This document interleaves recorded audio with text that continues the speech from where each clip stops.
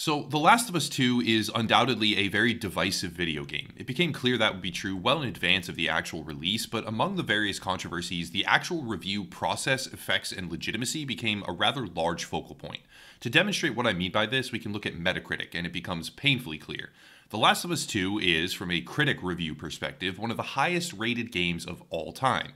And simply scrolling the column of gushing testimony, one might think it is absolutely perfect. It has a seemingly infinite number of 100s, perfect 100s, and then way down at the bottom, a few 70s and 80s. Whether or not you love the game, believe it to be a masterpiece, or salute the artistic vision well and truly beyond the technical flaws, pacing issues, or mechanical problems, of which there are admittedly not very many, but still enough to very clearly pull it away from a perfect 100, but that's beside the point.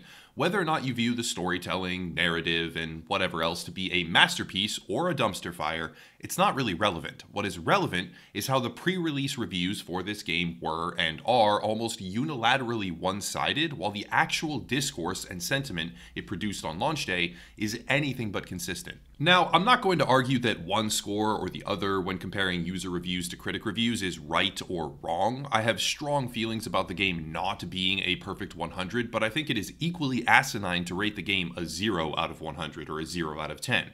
It is quite obviously better than that. However, when we think of the critic reviews like a barometer of sorts, it becomes clear that the system is broken. This is not the first game to showcase a discrepancy between critic sentiment and player opinions, but it is by far the largest on record. The Last of Us 2 is a sequel to what is viewed by many as one of the crown jewels in the entire industry, and whether or not you view its bleak and violent atmosphere to be a good thing or a bad thing, it has become undeniable that the critic reception for controversial titles simply does not encompass a full spectrum of analysis. For a game that has sparked the ire and distaste of millions, honestly, for uniquely articulated and separate reasons, the critic reviews that were made available before launch day simply don't reflect that reality. 99 to 5. That's the ratio of glowingly positive to mixed, and not a single negative review was posted. Here's where I have to address some, honestly, misconceptions. It is commonly speculated that these reviews are bought and paid for, that is the phraseology they use. This may seem real for a variety of different reasons, but the truth is that there is no literal money changing hands with a dictated or contractual score. That's just not how the industry works. However, access can be viewed as a form of currency, and to deny the beneficial effects of access is blatant idiocy. The issue can be boiled down to something rather simplistic. The majority of mainstream access-granted reviewers no longer write these reviews for the actual audience. They do not write the articles and the think pieces with the goal of accurately informing the widest possible user base. They write them with feedback and reinforcement from a similarly advantaged, access-granted social circle, and they ignore the actual purpose and value of what a review is truly supposed to be. A review is meant to formally assess or examine something with the possibility or intention of instituting change when necessary. It is not difficult at all to see that The Last of Us 2 will be divisive.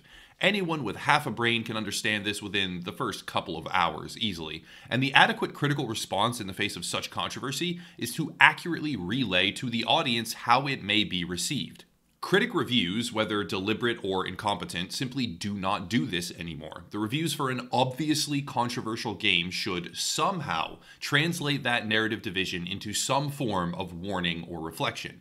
The idea that a game such as The Last of Us 2 would receive almost all perfect scores, literal perfect scores, and malign anyone who disagrees as a bigot or a prejudicial gamer chud is so distorted it seems comical, but that is exactly where we are. With over 100 critics doing a pre-release review, we are expected to believe that not a single one of them had a negative overall opinion of a narrative that brutally tears down characters you were made to love over the course of the entire original game.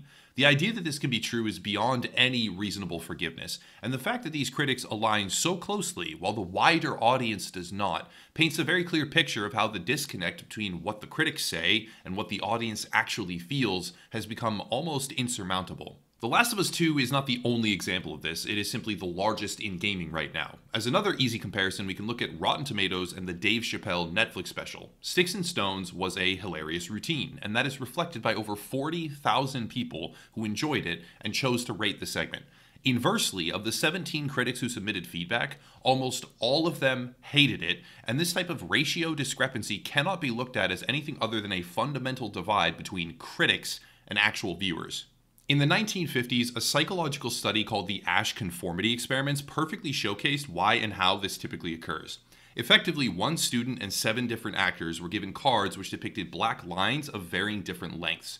They were then tasked with saying whether or not one of those lines was the same as another, and which one it was.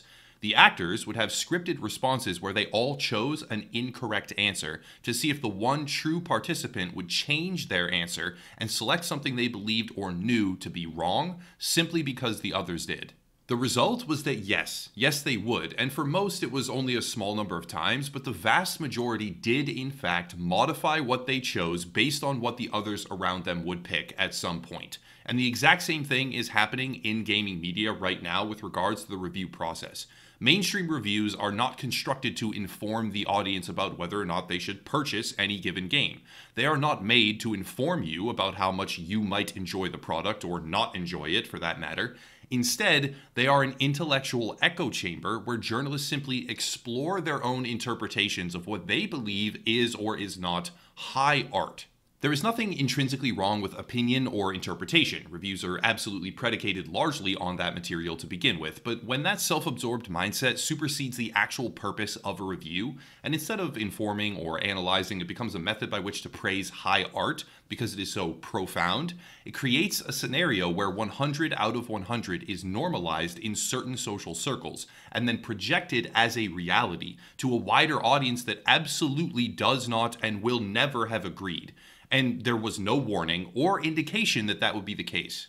The leaks for The Last of Us 2 were a black swan event because it gave a wider audience access to information that they were not supposed to have in a capacity that showed with stone-cold precision just how skewed the review process has become.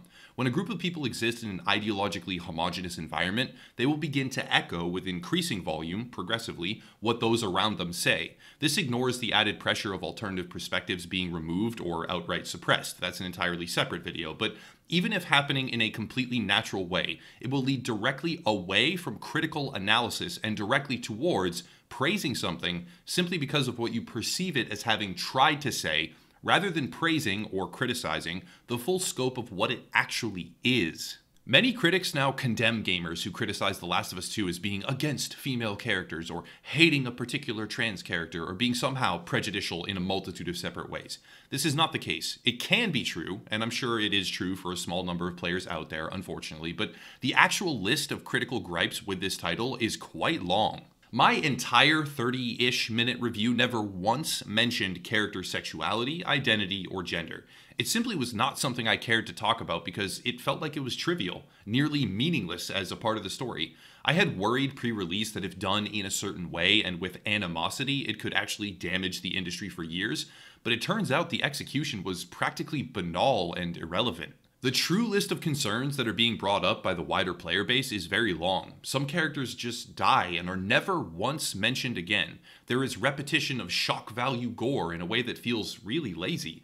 There were inconsistencies with what they said pre-release and how the game actually ended up in the reality of what the product became. They retconned sections of the first game for unknown reasons, and the tragedy that befalls beloved characters, for many, is just too much to get over because it feels so disrespectful to what they have loved for so many years. With an extremely divided subjective opinion on how good this game is, one would expect critic reviews to at least partially replicate that same division.